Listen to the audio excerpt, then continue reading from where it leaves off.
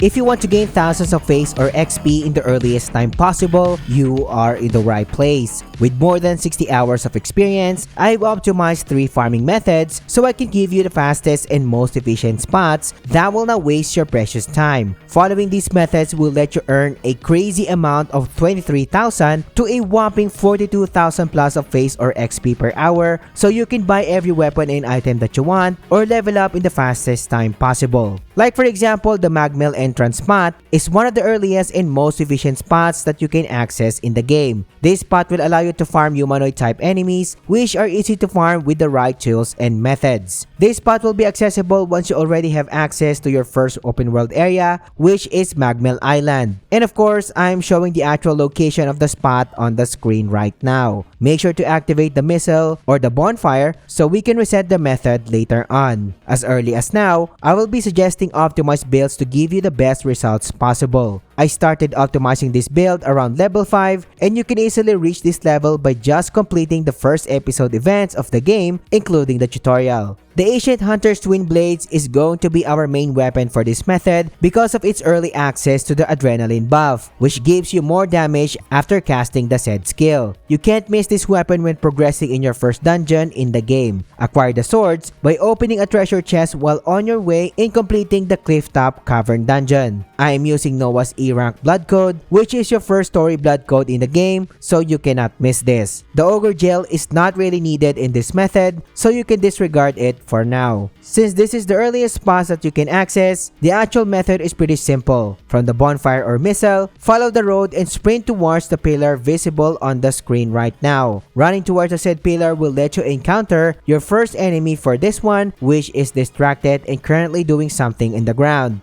As an opener, cast your adrenaline buff to gain a damage boost and perform 3 normal attacks to take out your first enemy. Head to the next target located inside the ruined house and cast your relentless sword dance once to quickly damage the corrupted soldier. Then take the target down with another set of 3 normal attacks. Another enemy will approach you from the back, so take the enemy out with 2 normal attacks and this guy will go down in no time. Once the enemy is dead, head back in the direction we came from to access the missile to reset the run. Rinse and repeat. Each run takes around 51 to 53 seconds and gives you 333 Faze per run. Do this consistently for an hour and we are looking at 23k worth of Faze per hour, which is pretty decent for a spot that you can easily access right from the very start of the game. And if you're getting value so far, subscribe to the channel. Liking the video and engaging in the comments helps me more than you can imagine, or consider supporting us on Patreon or becoming a channel member today, and I appreciate your support. The Ruins farming spot gives you even better gains if you want more Faze or XP per hour. This spot will allow you to farm 2 corrupted soldiers and a horror placed near the Ruins dungeon entrance. Access this spot by heading to the Ruins side dungeon, which I am showing the location on the screen right now, located still in the first area of the game, which is Magmill Island. Now I want to apologize right off the bat since the method that I'm going to show you will include a deluxe edition weapon, which is the Ameno Habakiri Katana. I don't really suggest DLC items in my guides, but I lost my original recording with the battered VK longsword or your starting sword in this game, so I resorted to this one since I have no access to a brand new save at the time when I'm making this guide. You don't really need the Ameno Habakiri in this spot or method, and all of the other weapons of your choice will do. You can even use the Ancient Twin Blades that we used in the previous method, but I suggest using the battered VK longsword instead, so you can have access to the Phantom Assault skill. This skill is hands down one of the best skills in the game, even at endgame, and your starter sword has the said skill. But if you don't prefer this weapon, you can go ahead and access your main hub in the game by just following the story. So you can buy and access a new weapon type of your choice in Magmill's weapon shop. But let's say for example, you do have access to deluxe edition items. Of course, the Ameno Habakiri is hands down one of the best weapons in the early game, even at late game, as it will let you access to Looming Slash at the very start of your playthrough. This skill is so strong that it can burst down any type of target in a quick succession for 5 Ichor points, your skill points or magic points in this game. Another broken skill that this sword has is the Sacrificial Edge, which drains your life after casting while boosting your attack greatly in exchange, allowing you to burst down targets easily, which is fantastic for farming runs as well. The Sacrificial Edge is also one of the best skills in the entire game, and more weapons will let you access this skill later down the line. The level suggested for this spot is still level 5, it's just that I recorded the footage late here and still used Noah's blood code for this build. And I suggest accessing the D rank variant if you can for more raw stats. In case you are wondering, the Ogre Gel is not really being used in this method.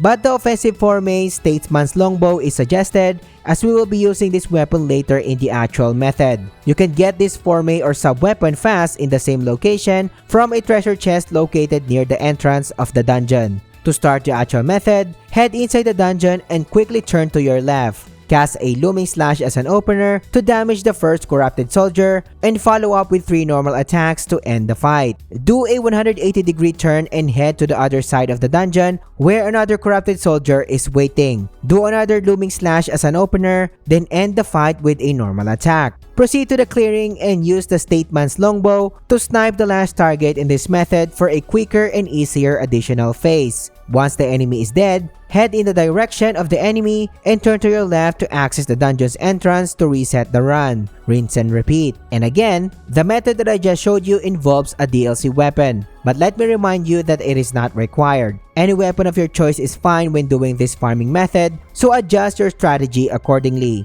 With Ameno Habakiri, each run takes around 48 to 50 seconds and gives you 501 phase per run. If you do it consistently for an hour, we are looking at almost 38k worth of phase per hour. If you are using a different weapon, of course your mileage may vary, but if you can clear all of the enemies involved in this method, your gains will just be slightly lower but close to mine.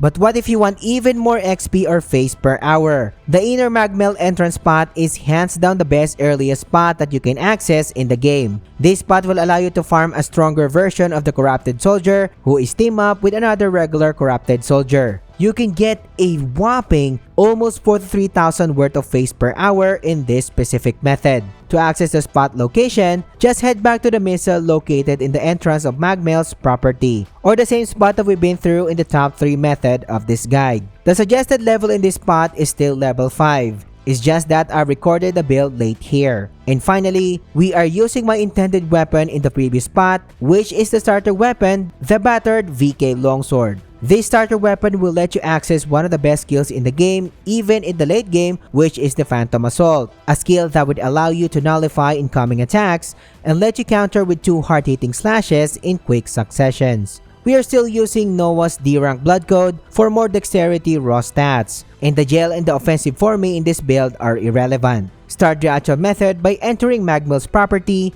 and running through the steep slope. It may take few seconds running through the slope, but I promise you it's all worth it.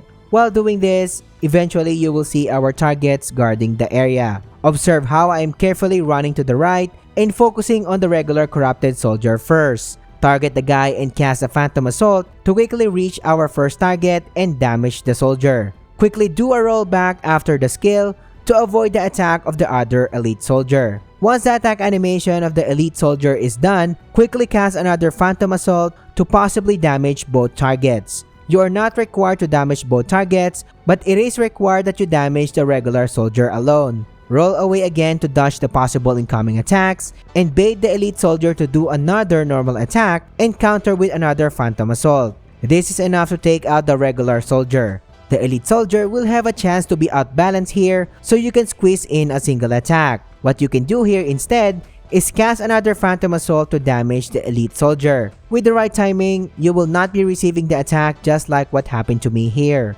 Once the elite enemy casts its final attack, counter with normal attacks. And these normal attacks are more than enough to stagger the guy and let you end the fight. Don't pull off a critical finisher animation with your jail, or else you will be wasting more time since the critical animation takes a long time to finish. Each run takes around 57 to 59 seconds and gives you 680 phase per run, and that is a lot. If you do it consistently for an hour, you are expecting a whopping almost 43k worth of phase per hour. And this is enough to level up your characters fast or even buy all of the items and weapons that you want in your main hub. But what if you are looking for the absolute best farming spots in the early game? This video will teach you everything you need to know, so click on it and I will catch you on the next one.